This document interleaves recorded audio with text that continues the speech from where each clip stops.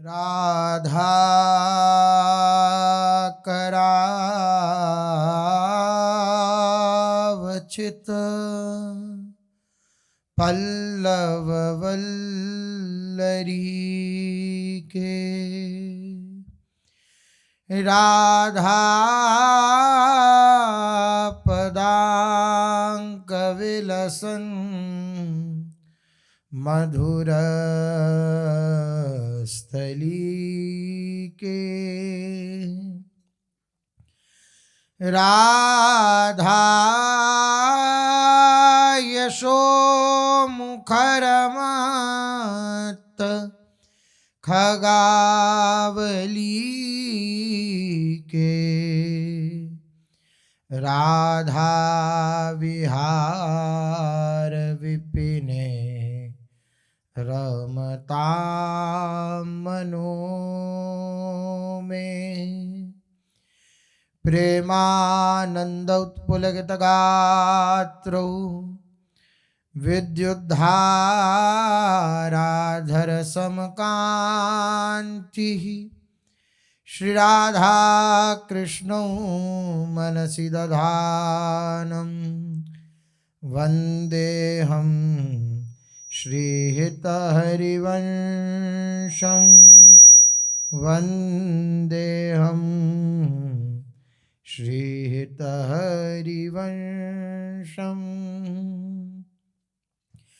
राधा राधा राधा राधा राधा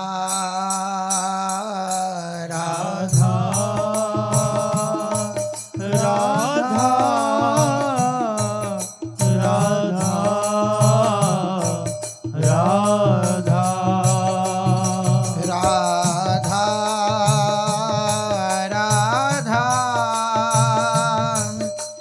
राधा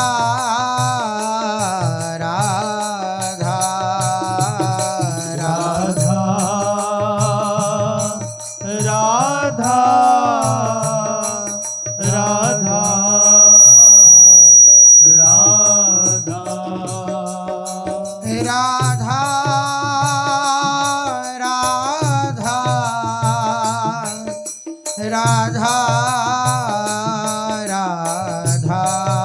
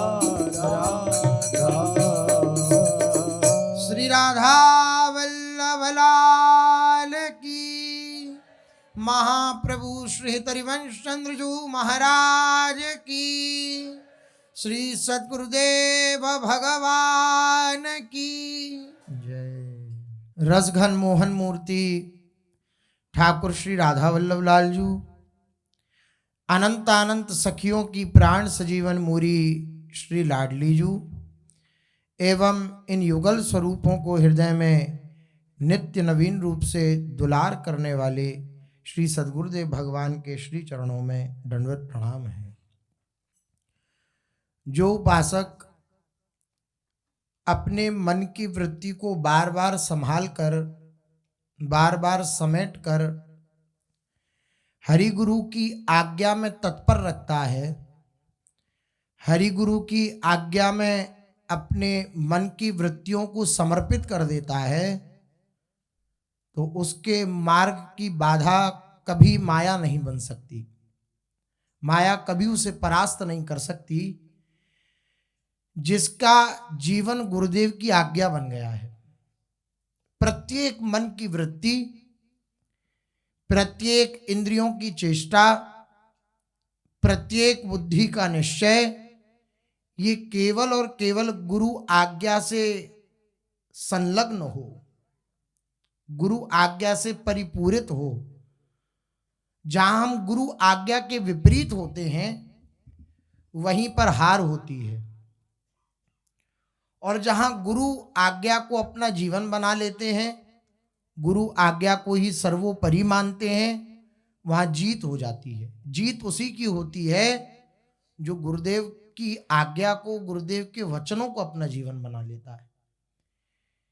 ये वचन ही जीवन बना लेने से साधक में साधकत्व आता है, शिष्य में शिष्यत्व आता है, केवल और केवल इन वचनों। मंत्र मूलम गुरु वाक्यम, गुरुदेव के वाक्यों को कैसा माने?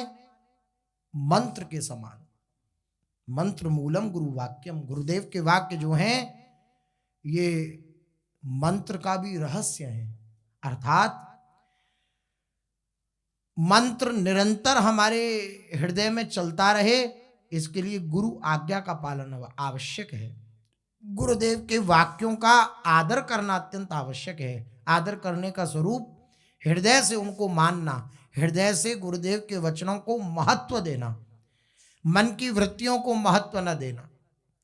ये रोज हम श्रवण करते हैं, रोज कहते भी हैं, लेकिन आदर मन की वृत्तियों को ही देते हैं, मन की बातों को ही देते हैं। बिल्कुल भी उससे अलग होने का प्रयास भी नहीं करते हम। एक होता है कि भाई प्रयास किया, असफल हो गए, लेकिन अपने जीवन को अगर देखें तो यही दर्शन में आता है कि प्रयास भी नहीं करते। जिस तरीके का प्रयास होना चाहिए वैसा प्रयास भी नहीं करते। अगर प्रयास करें तो आगे का रास्ता अपने आप खुलता चला जाए। प्रयास न होने के कारण, हृदय में गुरुदेव के वचनों के प्रति आदर बुद्धि होने के न कारण, इसी कारण से मन इतना विपरीत चलता चला जाता है। वो मन की बात को इतना हम आदर देने का अभ्यास अपने जीवन में बनाई हुआ है और दृढ़ करते चले जाते हैं कि गुरुदेव के वचनों को हम आदर नहीं दे पाते। आदर देने का अर्थ यही है, गुरुदेव के वचनों को महत्व देना। मन की वृत्तियों को महत्व देना बंद हो जाए। बहुत कठिन बात है, बहुत कठिन बात है। भजन के बल से ऐसा हो सकता है।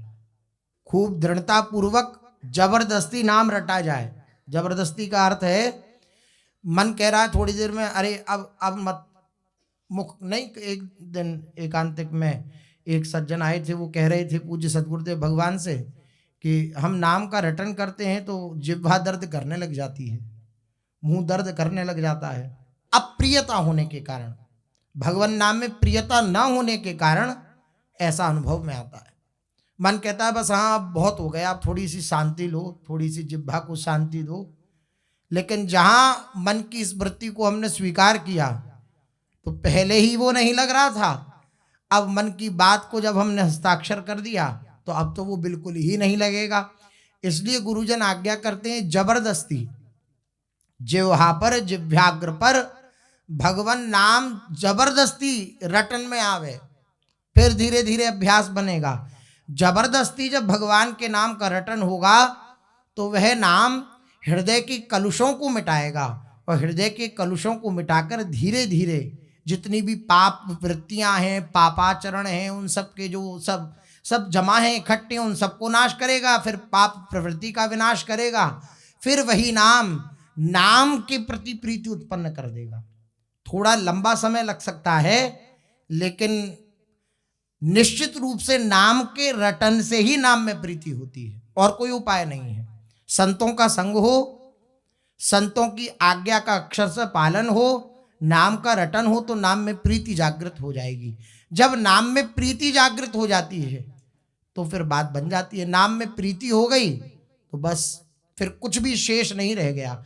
इसलिए जबरदस्ती लगाना, मन को जबरदस्ती भगवान के भजन में लगाना, जबरदस्ती नाम रटन करवाना, तो ऐसा बल जागृत होगा कि मन को परास्त करने की कला आ जाएगी।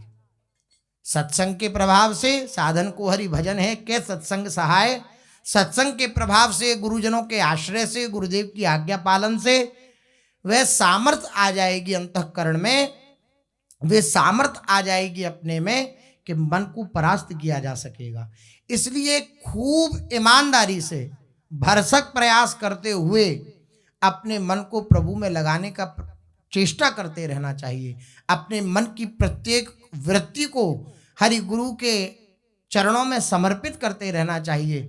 तो फिर एक दिन ऐसा आएगा कि धीरे धीरे धीरे धीरे मन शांत होने लगेगा, और जब मन शांत हो जाएगा तो उसमें प्रभु की दिव्य प्रीतिमयी स्फूर्ति हो जाएगी, चिंतन प्रीतिमय चिंतन स्फुरित हो जाएगा।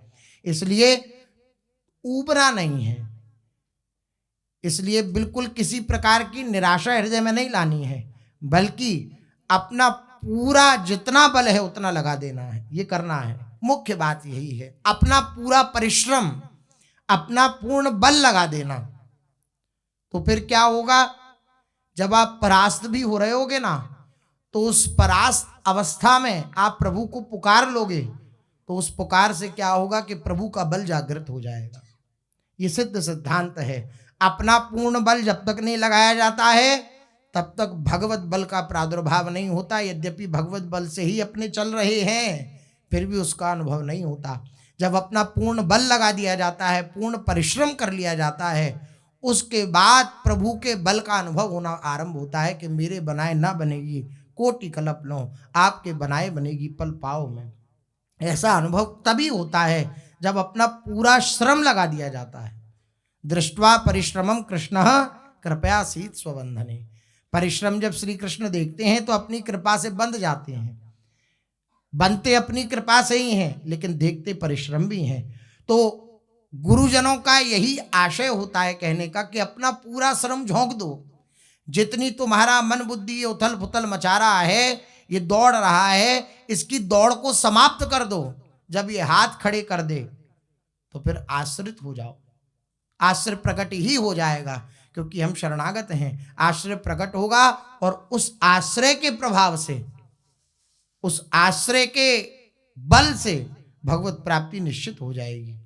मन की वृत्तियों को बिल्कुल भी आदर ना दें, क्योंकि मन की वृत्तियां जो हैं वे कामना से युक्त हैं, ममता से युक्त हैं, आसक्ति से युक्त हैं, स्वार्थ से युक्त हैं। मन की जितनी भी वृत्तियां हैं वे स्वार्थ से युक्त हैं, परमार्थ से युक्त नहीं हैं। कैसे मुझे सुख मिले, इस स्वार्थ से युक्त हैं। और परमार्थ सर्वे भवन्तु सुखिनः सर्वे सन्तु निरामयः सर्वे भद्राणि पश्यन्तु मां कश्चित् दुख भाग भवेत्। ये परमार्थ है।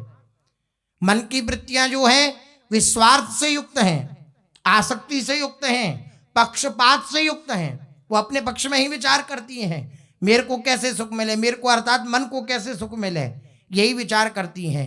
लेकिन इन सब वृत्तियों पर जो विजय प्राप्त कर चुके हैं, इन सब वृत्तियों पर जिन्होंने विजय प्राप्त कर ली है, ऐसे महापुरुषों के वचनों का आश्रय लेने से इस मन पर विजय प्राप्त हो जाती है। यही बात कह रहे हैं कि जिनके अंतःकरण में कामना, ममता, आसक्ति, स्वार्थ, पक्षपात आदि दोष नहीं है और नाशवान पदार्थों का महत्व या कुछ भी लेने का भाव नहीं है, ऐसे महापुरुषों के द्वारा जो कहे हुए वचन हैं, उन वचनों का प्रभाव दूसरों पर स्वतः पड़ता है और वे उसके वचनानुसार स्वयं आचरण करने भी लग जाते हैं। ऐसे महापुरुष जो हैं जिनके अंतःकरण में कामना नहीं है, जिनके अंतःकरण में ममता नहीं है, आसक्ति नहीं है, स्वार्थ नहीं है, पक्षपात नहीं है, ये सब दोष नहीं है, नाशवान पदार्थों के प्रति जिनके हृदय में ममत्व नहीं है,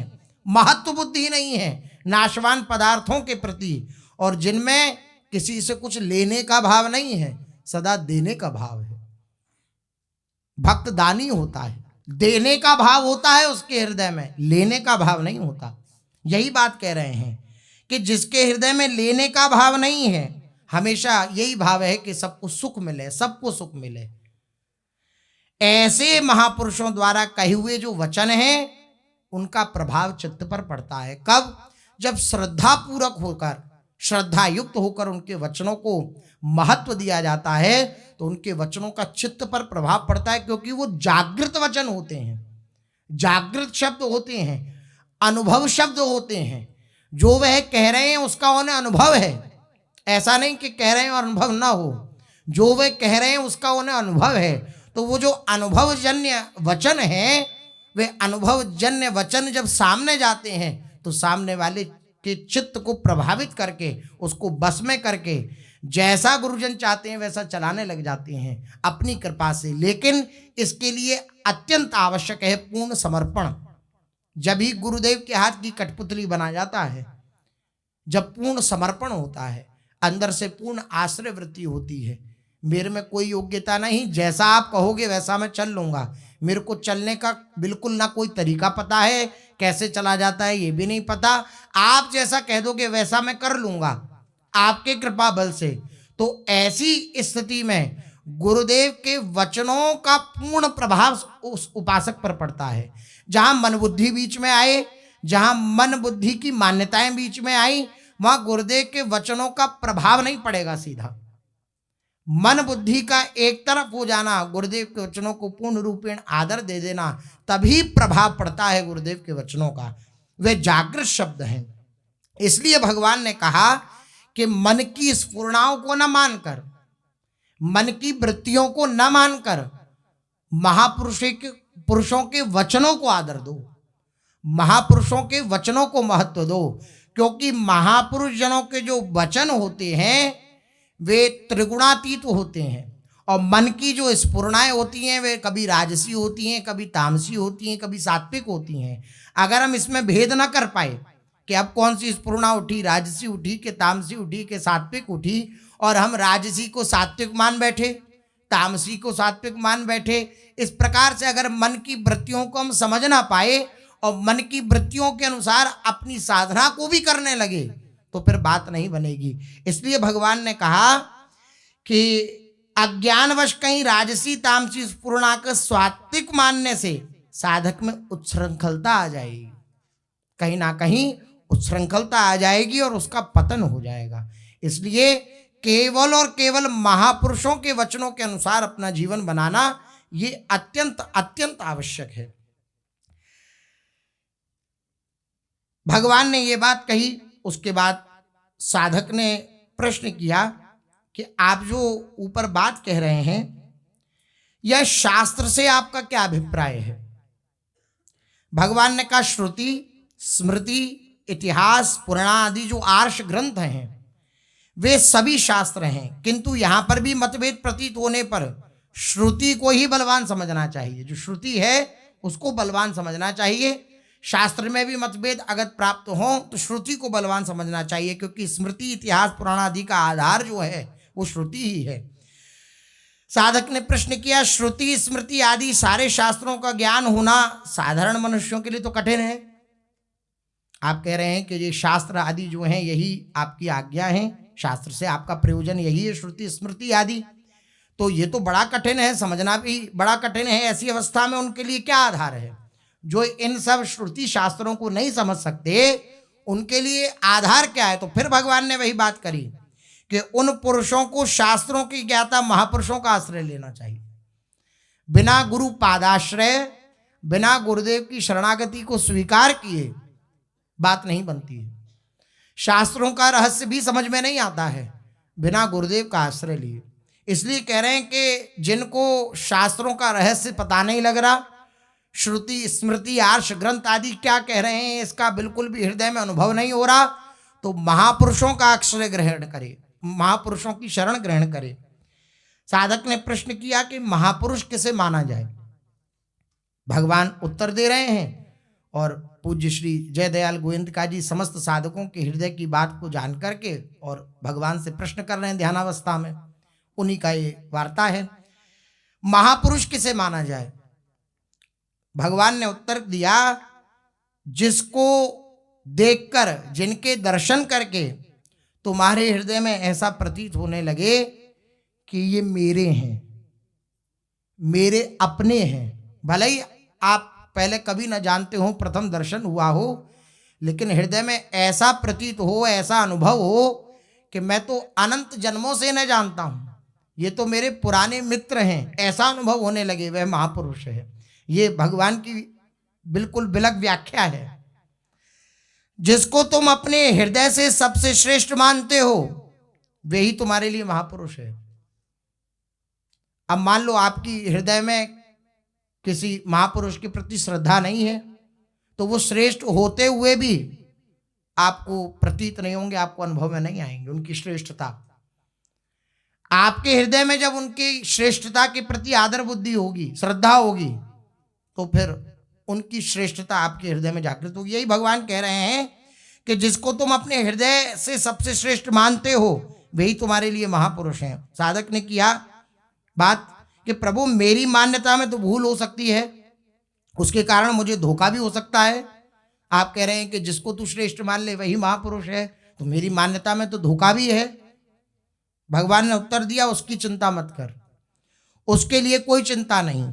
मेरे आश्रित जन की मैं स्वयं सब प्रकार से रक्षा करता हूं, अर्थात मैं उन्हीं के साथ तेरा संबंध जोड़ूंगा जिनसे तेरा कल्याण निहित होगा, जिनसे तेरा कल्याण हो जाएगा, जिससे तेरा आवागमन का जो ये चक्र है ये मिट जाएगा, क्योंकि तू मेरे आश्रित हुआ है ना। क्योंकि सच्चा गुरु की प्राप्ति करने वाला उपासक ना किसी से प्रार्थना नहीं करता, वो केवल भगवान से प्रार्थना करता है। नाथ, हृदय में लालसा हुई है सत्संग के प्रभाव से कि आपकी प्राप्ति करूं, अब आप कृपा करो कि आप किस रूप में आकर के मुझे लोगे, मुझे स्वीकार करोगे, मुझे अंगीकार करोगे, आप कृपा करो। तो भगवान से प्रार्थना जब करता है, उनका आश्रय लेता है, तो भगवान अपनी कृपा से महापुरुषों का संसर्ग करा देते हैं। या भगवत प्राप्ति की जब लालसा हृदय में हुई तो महापुरुषों का अपने आप भगवान संसर्ग करा देते हैं। देखिए, ध्रुव जी महाराज भगवान की प्राप्ति के लिए निकले, हृदय में बात है भगवान की प्राप्ति करूंगा, निकले, भगवान की प्राप्ति की दृढ़ लालसा हुई कि गुरुदेव आ गए, नारद जी आ गए। और नारद जी ने पहले परीक्षा ली। क्या परीक्षा ली? पहले लोभायमान किया ध्रुव जी को कि जिस राज्य के लिए तुम जा रहे हो, मैं जाता हूं तुम्हारे पिता के पास, उत्तानपाद के पास, और वहां जाकर के उससे कहता हूं वो मेरे आदेश का बिल्कुल पालन करेगा, अवहेलना नहीं करेगा। आधा राज्य क्या, पूरा राज्य तुम्हें दिलवा देंगे, तुम चिंता मत करो, तुम चलो, वापस चलो, यहां बड़ी विपत्तियां हैं, बड़ा क्लेश तुम्हें भोगना पड़ेगा, चलो। ध्रुव जी बड़ा भगवत कृपा पात्र उनका हृदय, वे बोले कि अभी तो भगवान की प्राप्ति नहीं हुई, केवल प्राप्ति का मार्ग स्वीकार किया है, उनकी प्राप्ति की हृदय में लालसा जागृत हुई है, तो जिस कारण से मैं जा रहा था वो कारण की पूर्ति तो मार्ग में ही हो गई, उस कारण की पूर्ति तो मार्ग में ही हो गई, और अगर मैं प्राप्त कर लूंगा तो क्या नहीं मिल जाएगा, ये दृढ़ता। बोले नहीं, मुझे उस परम पद को प्राप्त करना है जिसके लिए मेरी माता ने उपदेश किया। बोले अरे बच्चा, तुम यहाँ जंगल में रहोगे, तुम्हें शेर, चीता, हाथी, इतने बड़े बड़े खूंखार जानवर रहते हैं, ये सब क्लेश पहुंचा सकते हैं। बोले भगवान रक्षक हैं, छोटा से बालक हैं 5 वर्ष के ध्रुव जी, और ऐसा ज्ञान उदय हुआ, भगवत कृपा पात्र हैं, खाओगे क्या, पियोगे क्या? तो ध्रुव जी बोले जब दांत ना थे तब दूध दियो, अब दांत दिए तो अन्नहु देगो। जब दांत नहीं थे तो दूध की व्यवस्था पहले ही कर दी उस परम प्रभु ने, अब दांत दिए हैं तो वो अन्न की भी व्यवस्था कर देंगे, जिस प्रकार से जो व्यवस्था चाहिए वो सब व्यवस्था कर देंगे। तो नारद जी ने तुरंत मंत्र दीक्षा प्रदान करी और नियम बताया, उसके अनुसार ध्रुव जी ने यही मधुवन में श्री भगवान की उपासना पद्धति के द्वारा 6 महीने में भगवान की प्राप्ति कर ली। 6 महीने में जब भगवत प्राप्ति की लालसा हृदय में होती है, उत्कट लालसा, तो खोज नहीं करनी पड़ती। गुरुदेव उस लालसा के फलस्वरूप मिल जाते हैं। भगवत प्राप्ति की लालसा जब हो तो सच्चे गुरु अवश्य अवश्य मिल जाते हैं। यही बात भगवान कह रहे हैं कि तुम्हारे हृदय में आने लगेगा, तुम्हारे हृदय में आनंद होने लगेगा, शांति होने लगेगी उन महापुरुष का दर्शन करके, और तुम्हारे हृदय में उनके प्रति श्रेष्ठ भाव जागृत हो जाएगा। तो तुम्हारे हृदय में जिनके प्रति श्रेष्ठ भाव जागृत हो, तुम्हारे हृदय में अर्थात जिनके हृदय में भगवत प्राप्ति की लालसा है, उनके हृदय में जब किसी के महापुरुष के प्रति श्रेष्ठता का भाव जागृत हो तो तुम्हारे लिए वही महापुरुष है। तो बोले मेरे से गलती हो सकती है, बोले चिंता की बात नहीं, क्योंकि तुमने मेरा आश्रय लिया है, तो मेरे आश्रित जन की मैं स्वयं सब प्रकार से रक्षा करता हूं। प्रभु, मैं महापुरुष की जांच किस आधार पे करूं, ये प्रश्न किया। तो इसकी चर्चा आगे चलते हैं। महाप्रभु श्री चैतन्य देव जी का चरित्र अपने लोग कथन श्रवण कर रहे हैं, जिसमें जगन्नाथपुरी की दिव्य लीलाएं चल रही हैं, जिसमें रोहिणी मैया जी श्री कृष्ण की 16,108 रानियां, सुभद्रा जी, श्री कृष्ण और बलराम ये भी विराजमान हैं द्वार पर, और मुख्यतः 16,108 रानियां प्रत्यक्ष रूप से रोहिणी मैया के सामने विराजमान हैं। उनको ब्रज लीला श्रवण करा रही हैं। कैसा अद्भुत आनंद उत्सव छाया हुआ है ब्रज मंडल में। चारों तरफ उत्साह है, चारों तरफ बात फैल गई है, चारों तरफ इस बात का डंका बज चुका है कि अब बरसाने की लाडली नंदलाल से ब्याहेंगी।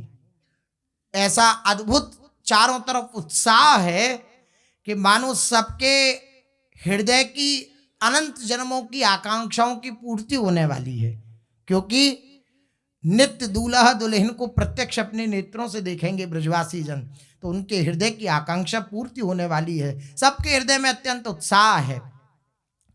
श्री ठाकुर जी का टीका आ चुका है, टीका को स्वीकार किया है श्री ठाकुर जी ने।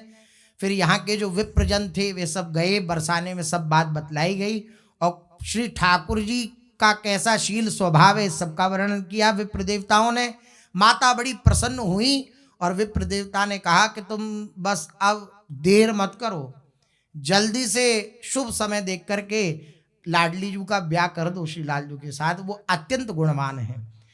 कीर्ति मैया बड़ी उत्साहित हैं, आनंदित हैं, क्योंकि जब ऐसे दूल्हे का सुंदर सुंदर वर्णन सुना कि इतना सुंदर है, इतना शीलवान है, इतना गुणवान है, इतनी मर्यादा को रखता है, बड़े बूढ़ों का सम्मान करता है, हर प्रकार से सबकी देखरेख रखता है, हर प्रकार से सबको प्रेम देता है, चाहे वो निज परिवार के जन हो, चाहे ब्रजवासी निज गांव के जन हो, सबको प्रेम देता है।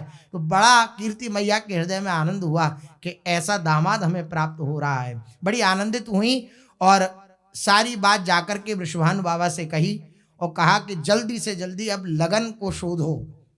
अगले दिन प्रातःकाल विप्रजनों को बुलाया गया अगले ही दिन, और उनसे प्रार्थना की गई कि आप जल्दी से जल्दी कोई शुभ मुहूर्त खोजिए ताकि श्री लाडलीजू की लगन जावे लालजू के पास। लगन पत्रिका होती है, उसकी बात कही गई। विप्रजनों ने देखा, अपना पत्रा खोल करके देखा तो सारे विप्र एक स्वर में बोले, आज ही, अभी, आज ही लगन जावे, अभी लगन जावे। बड़ी आनंदित हुई कीर्ति मैया पर भी खबर पहुंची। चारों तरफ हल्ला मचवा दिया गया, ढिंडोरा पिटवा दिया गया कि आज लाडलीजू की लगन लिखी जाएगी। तो सब ब्रजजन जो हैं, ब्रज गोपिकाएं जो हैं, वे झुंड की झुंड मंगल गीत गाती हुई वृषभानु भवन में आने लगी और दिव्य मंगल गीत गा रही हैं सब लगन के। और वहां नंदपुर में, नंदगांव में खबर भिजवा दी गई कि वहां जाकर खबर कर दी जाए कि आज लगन लेकर आ रहे हैं। तो वहां भी उत्साह परिपूरित कि अभी तो टीका आया था, अब लगन की लीला चालू है। अच्छा, ठाकुर जी को अभी ये बात पता नहीं है कि आज हमारी लगन लिखी जाएगी। ठाकुर जी तो गैया चरावे के लिए चले गए। अब इधर खबर पहुंची तो पूरे नंदगांव में हल्ला फैला, सुंदर सुंदर तैयारियां प्रारंभ हो गई, क्योंकि लगन वाले आएंगे तो उनके स्वागत सत्कार के लिए सब सामग्री वैसे उपस्थित होनी चाहिए। राधा लगन लिखत सब सुनी, पौरी आए गावत गुनी। गुनी जन आए श्री वृषभानु जी की पौरी पर। जैसे ही सुना कि श्री लाडली जी की लगन लिखी जाएगी तो सुंदर सुंदर गान करने लगे।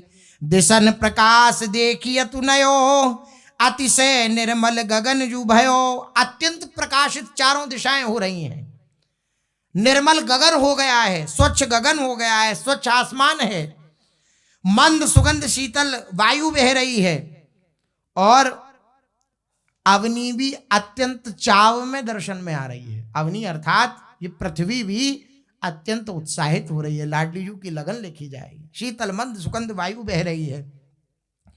आज गिरी कंदराओं की जो शोभा है वे बड़ी ही अद्भुत हो रही है। ऐसी शोभा ब्रिजवासियों ने भी कभी दर्शन में नहीं करी, जैसी आज उत्साहित होकर के ब्रिज की भूमि जो है ये चिन्मय है, ऐसी चिन्मय है कि समस्त लोगों के मन को मोहित करने वाले श्री कृष्ण हैं, लेकिन श्री कृष्ण के मन को मोहित करने वाली ये ब्रजभूमि है। आज गिरी कंदराओं की अद्भुत शोभा हो रही है, ये सब चैतन्य है, अत्यंत उत्साहित हो रहे हैं। आज लाडली जी की लगन लिखी जाएगी। राधा लगन लिखत है जहां, मंगर निकर विराजत तहां। कुंवरी अखिल मंगल को मूल, नवग्रह सब ही भय अनुकूल। नवग्रह सब अनुकूल हो गए। अरे अनुकूल होने की बात है, अनुकूल होना पड़ेगा। लाडली जी का मंगल, ये दिव्य लगन लीला हो रही है, मंगल का मूल है हमारी श्री लाडली जी। राजत गोप मुनीश समूह, पंचनाद तांति कौतूह।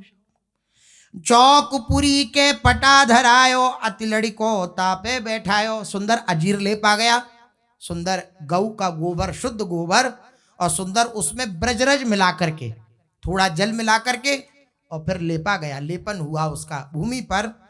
गऊ का जो ये गोबर होता है ये अत्यंत पवित्र होता है, इसलिए उसका लेपन आवश्यक है। और उसके ऊपर फिर जो ब्रजवासी गोपी जन हैं उन सब ने, बरसानी की जो निज जन हैं उन्होंने सुंदर रंगोली, चौक पूरा गया।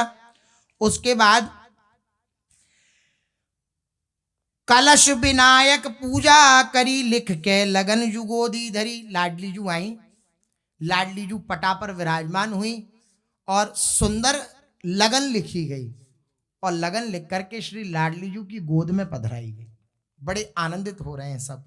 मंगल विधि जो उचित हैं जैसे, कीनी सकल मुनीशन तैसे। जितने भी वहां पर ब्राह्मण समाज और सब विद्वत समाज विराजमान है, जिस प्रकार से मंगल हो उस प्रकार से सारी लीला उन्होंने व्यवस्थित करी।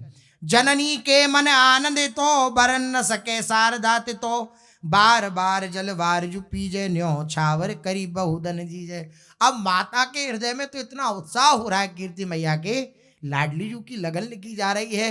वो जब लाडली जी को निहारती है तो बार बार जल वार वार के पीती हैं कि कहीं मेरी लाडली को किसी की नजर ना लग जाए।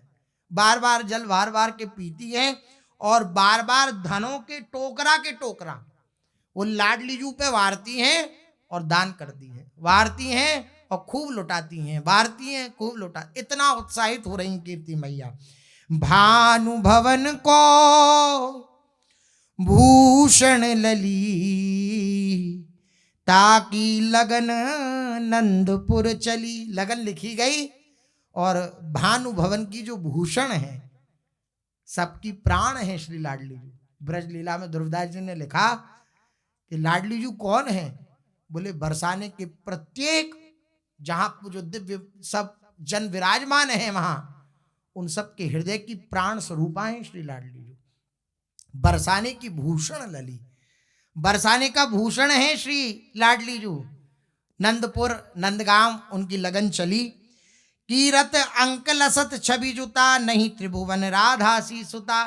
कीर्ति मैया की गोद में जब लाडली जू बैठती हैं तो सारे ब्रजवासी कहते हैं लाडली जू के समान कहीं भी कोई भी सुता नहीं है, किसी की पुत्री नहीं है किसी की, ऐसी शोभा होती। मंगल लगन नगर जगमग्यो, मंदिर अतिशय सोहन लाग्यो।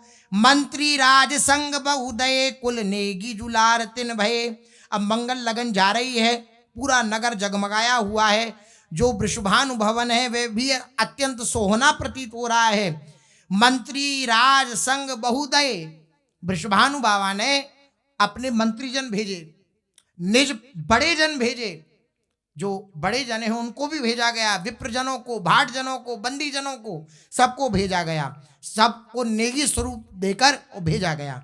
दिए संग सजी साज अपार, आज्ञा दई भानुति बार, पुरते निकस जुजी चन छले, सगुन दाहिने आए भले। जैसे ही पुर से निकले सभी जन तो सबके दाहिने शगुन होने लगे, अर्थात दाहिना शगुन होने लगा। ये शुभ शगुन माना जाता है। लगन ले चले नंद घर, लखियस साज समाज, नर नारिन की कहा चली, चकृत भयो सुरराज। ऐसी लगन श्री लाडली जू की जा रही है, इतनी भीड़ लगन में कि ब्रजवासी तो आश्चर्यचकित हो ही रहे हैं उस भीड़ को देख करके। सुरराज, देवताओं का राजा इंद्र भी ऊपर से देख रहा है तो वह भी आश्चर्यचकित हो रहा है कि अरे इस ब्रज मंडल में इतनी भीड़, इतना उत्साह। जाए सबे एकत भये, पीरी पोखर तीर। पीरी पोखर है बरसाने में, वहां पीरी पोखर पे जाकर सब जन एकत्रित हुए। सारे जितने भी पुरवासी हैं वे सब आनंदित हो रहे हैं, शोभा की भीड़ लग रही है। भूले कौतिक देख के नर नारिन के वृंद, लगन साज समरावने आए गोप नरेंद्र। बड़े बड़े गोप नरेंद्र, नरेंद्र ये सब आए लगन का साथ समाजने के लिए। और राधा जनक उदार अति कहत विप्र शोभा। अब पीरी पोखर पे, बरसाने में ही पीरी पोखर है, मां वृषभानु बाबा आई और वृषभानु बाबा ने जो राधा जनक हैं, राधा जनक उदार अति कहत विप्र सो बात, जो विप्रजन जा रहे हैं नंदगांव में उनसे अपने हृदय की बात कही कि आपसे हाथ जोड़ के प्रार्थना है, आप मुरलीधर के जो तात है ना, अर्थात नंद बाबा जो हैं, उनको प्रसन्न करके आना, किसी प्रकार की कोई कमी न रह जाए। और मेरा प्रणाम कहना उनके चरणों में कि वृषभानु बाबा ने प्रणाम भेजा आपके श्री चरणों में। कहियो मो प्रणाम बहु, घोष राय सो जाए, आदर सहित जू लीजिए, श्रीफल दियो पठाए। श्रीफल सुंदर नारियल व कलावा आदि लपेट कर साथिया धर के और फिर विप्र को दिया कि ये उनसे जाकर के प्रार्थना करना कि बाबा ने प्रणाम भेजा है वृषभानु बाबा ने, और आप इस श्रीफल को स्वीकार करिए। लारे लेके गोपगण यहाँ धारिये पाए, तुम हो भूषण सोम कुल शोभा दीजे आए। अब आप समस्त अपने नंदगांव वासियों को लेकर के और जल्दी ही बारात लेकर के यहाँ पर अपने चरणों को पधराइए बरसाने में। और आप सोम कुल के भूषण हैं, चंद्र कुल के, चंद्रवंश के भूषण हैं, आप उस शोभा को यहाँ भी प्रकट करिए बरसाने में आकर, ऐसा वृषभानु बाबा कह रहे हैं। सज्जनता की राशि तुम, आप सज्जनता की राशि हैं, नंद बाबा के प्रति समाचार भेज रहे हैं वृषभानु बाबा। सब गोपन सिरमौर, जन्म सुधा कर वंश में कोप मा देव। और अरे आप परम सज्जन हैं, समस्त गोपों के शिरोमणि हैं, आपकी समानता कौन कर सकता है, आप तो स्वयं चंद्रवंश में प्रकट हुए हैं। सिद्धि श्री क्षिति पाल ब्रज, गोद्विज कुल प्रतिपाल, आनंद की मूर्ति मनो सब विधि कुशल कृपाल। सिद्धि आदि ये जो शुभ चिन्ह होते हैं, शुभ शब्द होते हैं, उनको पत्रिका में भी लिखा गया, कहा भी गया वृषभानु बाबा के द्वारा कि ये सब आप कहिएगा उनसे जाकर के, जो सबके प्रति मान का भाव रखते हैं, स्वयं अमानी रह करके। मान अमानुदैन तुम, या जिसको कोई सम्मान नहीं करता उसको भी आप सम्मान करते हैं, ऐसा आपका स्वभाव है। वृषभानु बाबा नंद बाबा की बड़ाई कर रहे हैं। निधि सिद्धि संतति धाम, और आपका जो ये नंदगाम है ये निरंतर रिद्धि सिद्धियों से भरपूर है। निर्मल जसु जग जग मगे, सकल गुणन को ग्राम, सब विधि कार्य सुधरी हैं, करी हो आप सुदृष्टि। ये जो दिव्य कार्य प्रारंभ हुआ है ये आपकी कृपा से खूब सफल हो जाएगा, अगर आप कृपा कर दो तो। चात्रक यह सब गोपजन चहत कृपा की वृष्टि। हम सब गोपजन जो हैं बरसाने के, ये हम चातक के समान हैं, आप बस कृपा की दृष्टि करो, कृपा की वृष्टि करो तो बात सब सकुशल हो जाएगी। सुदिन मुहूर्त जो लिख्यो, बड़े मुनीशन आए, ताही दिन ताही जुचिन यहाँ धारिये पाए। अब जो मुहूर्त, जो दिन, जो मुनिजनों ने निश्चय किया है वे लिख दिया गया है। आप उस दिन अपने पूरे परिकर के साथ बरसाने पधारिए। कोऊ गुपत कोऊ प्रगट तुम में गुण जू अनेक। कोई गुप्त गुण है आपके अंदर, कोई प्रकट गुण है जो प्रकट हो गए, वो दिखने लगे आपके गुण, लेकिन आपके अंदर तो गुप्त गुण भी हैं जो अभी प्रकट में नहीं आए। आप गुणवान हो, आप गुण की खान हो। लिखो कहाँ लगी घोषपति लायक तुम जो एक। आपके समान तो एक आप ही हो, इससे अधिक मैं क्या लिख सकता हूं। ऐसा वृषभानु बाबा ने अपनी बात कही। प्रेम पत्रिका बाच के सुखित होएंगे गात। शशिकुल महिमा सिंधु सम सुनहु श्याम के तात। शोभा दे हो नगर ही वही छिन धन्य जु होए। अंगीकृत किए बने भानु खरी को तोए। अब एक ही आशा है कि आप जल्दी आए भानु सरोवर पे और वहां का जल ग्रहण करें। नंदगाम से अपना पूरा साथ समाज लेकर के और यहाँ भानुसर पे आए, भानु सरोवर पे आए और जल ग्रहण करें, तभी हमारे हृदय को शीतलता मिलेगी और ये बरसाना भी धन्य हो जाएगा। ऐसा भाव वृषभानु बाबा का नंद बाबा के प्रति। अक्षर थोरे अर्थ बहु लिखी भाननी जुहात। राज पुरोहित जाए तुम दीजो कर ब्रजनाथ। राज पुरोहित से कहा कि तुम अपने कर के द्वारा ब्रजनाथ को, नंद बाबा को ये पत्री देना। कहत कहत मुख वचन पुनि उजले ही स्नेह। वृषभानु बाबा कह रहे हैं और हृदय में अत्यंत उत्साह, अत्यंत आनंद हो रहा है वृषभानु बाबा की, जब नंद बाबा के प्रति ये बात कह रहे हैं। लगन राधिका कुंवर की पठई रावल भूप। वृंदावन हित रूप तहां दर्श्यो समय अनूप। अद्भुत समय प्रकट होने वाला है। श्री लाडली जू की लगन नंद भवन की तरफ बढ़ने लगी। चले जू मार्ग शोभा देत बिर में कमनी बट संकेत। संकेत बट तक आए शोभा देते हुए मार्ग को समस्त बरसाने के जन। बाट रेणु उड़ी गगन जू चली सो देखी ग्वालनी विधि भली। अब इतने में क्या हुआ, बरसाने से भयंकर भीड़ लगन की। अब उस समय पक्के मार्ग तो होते नहीं थे, कच्चे मार्ग हुआ करते थे। अब इतनी भीड़ चलेगी तो धुंध उड़ेगी, धूल उड़ेगी, ब्रजरज उड़ेगी। तो ठाकुर जी गैया चरावे गए तो दृष्टि गई ग्वाल बालन की आसमान की तरफ, तो देखी कि धुंध उड़ रही है और बरसाने की तरफ से उड़ रही है। लाला ये धुंध कैसी उड़ रही है? ठाकुर जी बोले मोह ना पतो, मेरे को तो कोई सूचना ना है। दूरी चरावत है बन गाए सबही चढ़ गए बिट पंधाए। पहले तो एक ही सखा चढ़ो बिट पे, वृक्ष पे, लता पे। अब जितने सखाए सब चढ़ गए, ठाकुर जी बेचारे अकेले नीचे। सारे सखा चढ़ गए, देखें तो सही है कहां से धुंध उड़ रही है। जैसे ही धुंध देखी तो ठाकुर जी से बोले भैया भैया भैया बरसाने की ओर से उड़ रही है, बरसाने की ओर से उड़ रही है। और अत्यंत कौते कह रहे हो, खूब जय घोष सुनाई दे रहे हैं। तो ये कछु पतोना है क्या? लाला से पूछी समस्त ग्वाल वालन ने। मुक्ते कहत बनत नहीं बात मनऊ जाती है मदन बरात। अरे इस झुंड को देख करके ऐसा प्रतीत हो रहा है मान लो मदन की बारात आ रही हो, ऐसा प्रतीत हो रहा है हमें तो। अत्यंत कौतिक में ही ये तो दिव्य पूरा समाज इकट्ठा होकर के आ रहा है। हय गय गोधन करहा घने साज सुनहरी सप्तन बने। बड़े बड़े हाथी घोड़ा तुरंग आदि ये सब बने हुए हैं, सब आ रहे हैं। और ऐसी सुंदर सुंदर सुनहरे सबने वस्त्र पहन रखे हैं, सबने वस्त्र धारण कर रखे हैं। लाला ऐसो प्रतीत है रहो काहू बड़े भूप की सेना, किसी बड़े राजा की सेना आ रही हो, ऐसा लग रहा है। ऐसी छवि देत सुकहत बने ना, वे छवि ऐसी हो रही है मेरे मुख से नहीं कही जा रही। लाला बोले बता बता, कहे नहीं कही जा रही तब भी कहे। मैं नीचे, क्योंकि ठाकुर जी नीचे, अब वो देख रहे हो ऊपर से। मोहन लगन जुआ वन हार के पठे वृषभानु उदार। मोह तो ऐसी लग रही है, मनसुखा बोले हो लाला, मोह तो ऐसी लग रही है तेरी लगन आ रही है। ठाकुर जी बोले लगन आ रही है?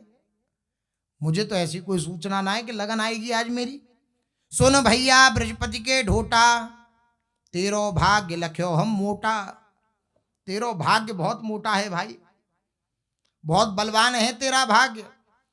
बरसाने से ऐसी चकाचौंध होती भाई, ऐसी धुंध उड़ती भाई, ऐसी शोभा होती भाई, तेरी लगन आ रही है, तू हमारे साथ खेल है, और तेरी इतनी बड़ी ब्याह की लीला है रही है, वाह लाला वाह, तेरो भाग्य तो बड़ा मोटो है।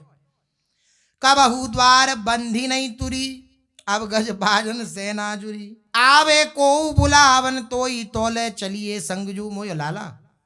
अब तो कोई ना कोई बुलावे आवेगो, मैं तेरी डंडौत करके कहूँ अब मैं तेरे संग जाऊंगा, तेरी लगन मुँह देखनी है। जो ढहकाए जाएगो मुँह को तो हो काल समझियो तू को, अगर तू मेरे को चकवा दे के भगो यहाँ से, चुपचाप चलो गए हो यहाँ से, तो फिर कल तो हमारे पास ही आवेगो तू देख लेंगे हम, फिर तू समझ ले बात। हम मैं घटी बाबा को कोई जाई छाड़ ले जय हैं तो ही, अगर सखाओं को झांसा देकर तू भाग गया तो हम तुझे समझ लेंगे। नंद बाबा तो हमको तुम्हारे समान समझते हैं, और तू हमारे बिना वहां अगर गया तो हम समझ जाएंगे तू भेद रखता है, नंद बाबा भेद नहीं रखते, वो तो हमें हम समान समझते हैं। जैसे तुझे अपना लाला मानते हैं, वैसे हम समस्त ब्रजवासियों के बालकों को वो अपना लाला मानते हैं, तो हम समझ जाएंगे अगर तू हमें छोड़ के भगो तो। ये दरसत राजन के ठाट, शोभा बरसत जाति सुबाट, ऐसो लग रहे हो है कैसे तेरे राजाओं के जैसे ठाट हो रहे हैं, क्या कहने, वाह लाला। लाडू चहे लगन को खायो, अब मुंह में पानी आयो, पानी आ रहे हो हमारे मुंह में, हम लगन के लड्डू खाएंगे, तेरे लगन के लड्डू बटेंगे, हम खूब खाएंगे उन्हें।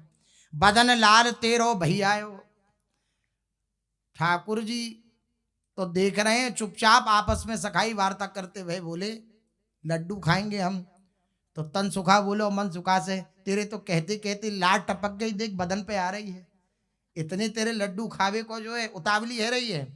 अरे मन सुखा तू अन्यायी, काटन लागे वो बात पर आई, अरे तू तो बार बार बातन ने काटे, तेरी बात समझ में ना आवे, तेरी जीव की पैनी छुरी निंदा की रहे सदा उर कुरकुरी, सदा तेरे कुरकुरी मचती रहे हृदय में, किसकी निंदा कर दूं, किसकी बात काट दूं, तेरे हृदय में तो यही बात सदी बनी रहे, चुप रहे।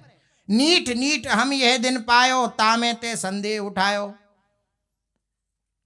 मनसुखा ने धीरे से कोई लगन वगन ना आ रही, ये सब ऐसे ही है, कोई और आ रहा होगा, सोई जितने भी सखाए वो सब बोले तेरी जबान बड़ी कड़वी है।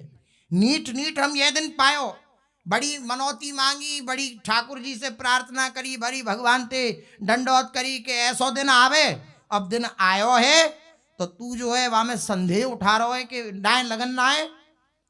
हम लाडू ले हैं भरी जोरी, तू देखत रही हो मुखोरी, हम तो देख लगन में जाएंगे और खूब झोरी भर भर के लड्डू खाएंगे और तू हमारे मुखे देखते रही हो।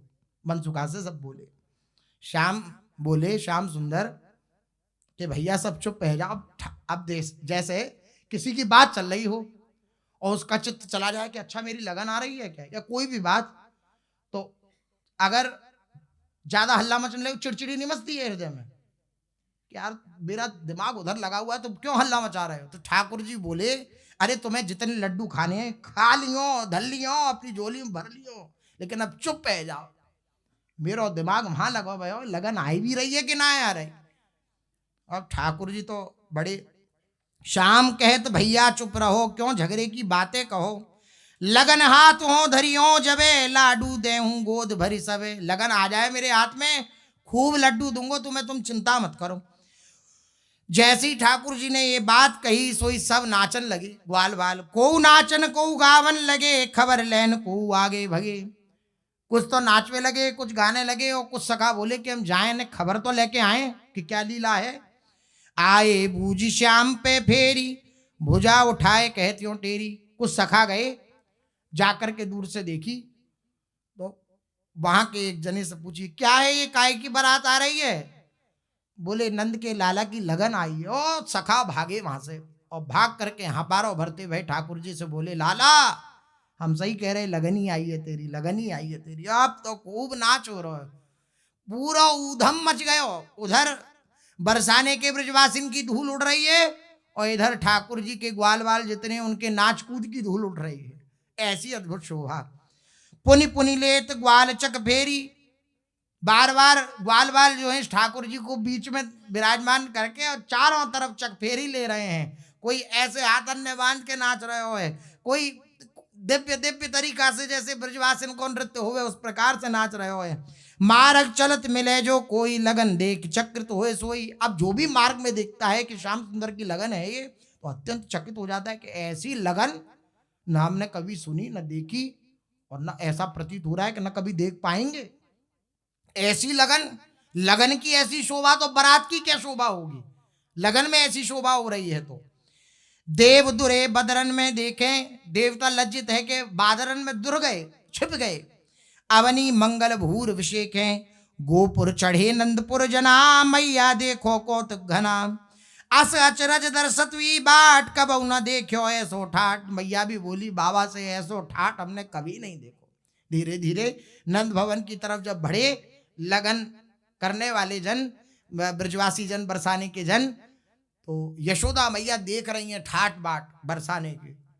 मैया बोली नंद बाबा से ऐसो ठाट तो हमने कबू नहीं देखो। जैसो ठाट, कैसी अद्भुत शोभा है रही है कि धौ सुरराज अब इन पर आयो सो ऐसी सेना सज। ऐसा प्रतीत हो रहा है कि मानो देवताओं का राजा इंद्र ही आ गया हो और अपनी सेना को लेकर आ रहा हो, ऐसी शोभा। कनक और इधर इंद्र लज्जित हो रहा है इस शोभा को देख करके, और मैया कह रही है ऐसा प्रतीत हो रहा है कि इंद्र की सेना आ रही हो। कनक वसन मणि भूषण चमके, जिधर देखती हूं, यशोदा रानी कह रही हैं, वहीं पर स्वर्ण की चमक, भूषणन की चमक, मणिन की चमक, बस यही झलमला रही है चारों तरफ। मन छवि घटन दामिनी दमके, ऐसा प्रतीत हो रहा है मानो छवि के बादलों में दामिनी चमक रही हो, बिजली चमक रही हो, ऐसी शोभा हो रही है चारों तरफ। बार बार नर नारी जो कहें, ऊंचे चढ़ी चढ़ी सब ही चहें। जानी लगन जू नंद सुवन की, कहा कहूं सुख बाड़ी पुरजन की। अब जितने भी पुरजन हैं नंदगांव वासी, वे जब यशोदा रानी के मुख से ऐसी बात सुन रहे हैं तो सब अट्टालिकाओं पर चढ़ चढ़ के जा रहे हैं और उस शोभा को दर्शन करने के लिए अत्यंत उत्सुक हो रहे हैं। लगनाइत पहुंचे पुरपौरी, कौतिक हार जुआए दौरी। देख भय सब ही जी हरे, सुख के गहर मीन मन परे। सुख के गहर में, सुख के समुद्र में सबके हृदय पड़ गए, और ऐसी अद्भुत शोभा देख करके लगनायतों की, जो लगन देने आए हैं, उनकी शोभा को देख करके सब इस कौतुक को देख करके दौड़ दौड़ के आ रहे हैं। दौड़ दौड़ के अत्यंत दूसरे को उत्साहित होकर के बता रहे हैं कि कैसी अद्भुत शोभा हो रही है। ब्रजपति बैठे सभा मझार, नेगुन ने कियो जुहार। जितने भी नेगी जन आए थे, बृहस्पति विराजमान है सभा के मध्य में, सभी नेगी जनों ने श्री नंद बाबा का जुहार किया। जुहार अर्थात प्रणाम नमस्कार किया।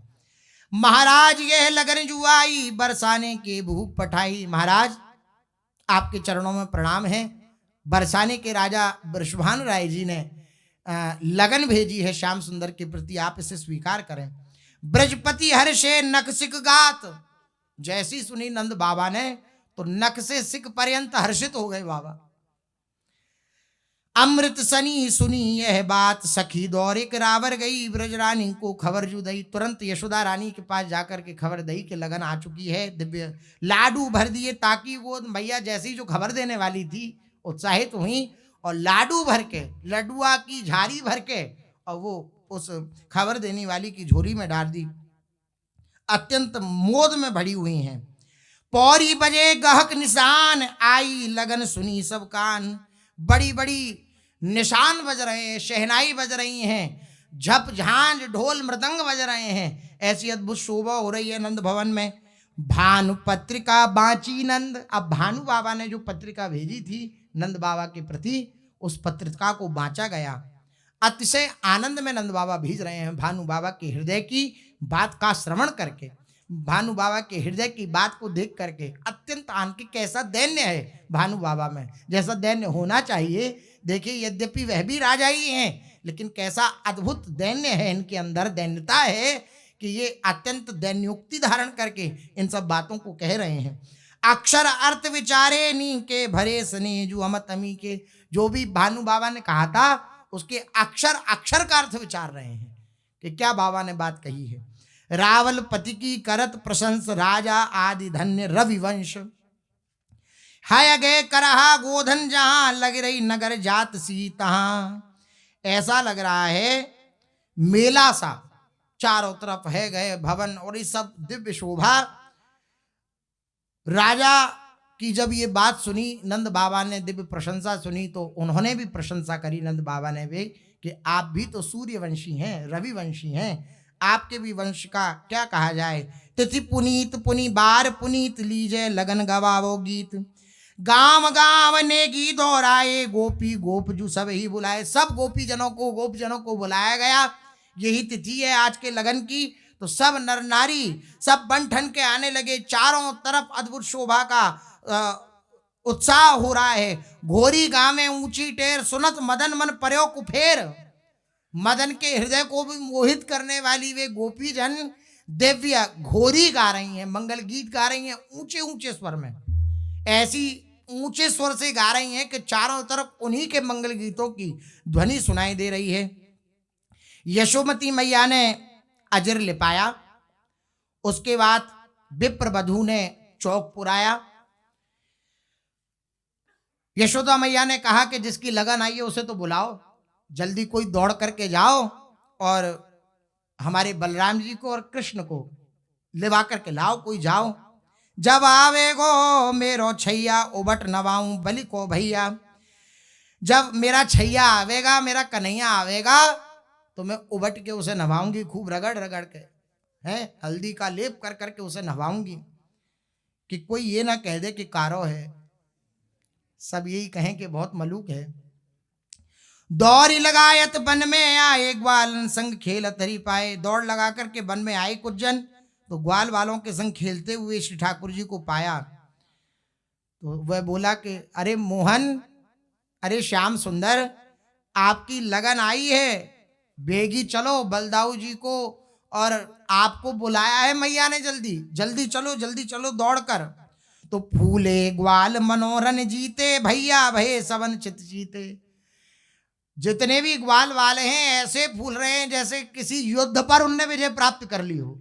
ऐसा प्रतीत हो रहा है सब ग्वाल वालों को कि जैसे कोई रण में जीत जाए तो कैसा उत्साहित होता है, कैसा विजयी होता है। लगन ठाकुर जी की आ रही है और ग्वाल बाल अत्यंत उत्साहित हो रहे हैं। कहत मन सुखा मैं कह दई, सोई बात जो सांची वही। देख, मैंने जो कही थी वही बात सांची वही है।